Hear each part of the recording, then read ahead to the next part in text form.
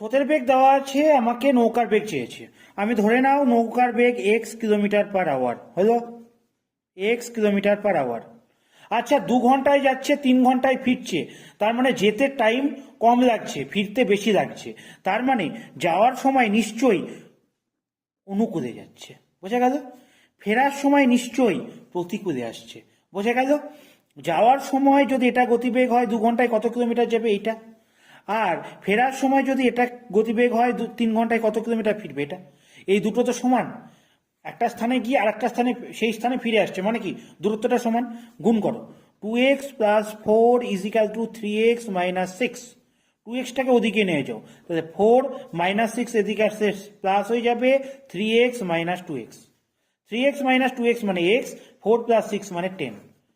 x এর value 10। 10 kilometre per hour হচ্ছে আমার নৌকার গতিবেগ, 10 কিলোমিটার।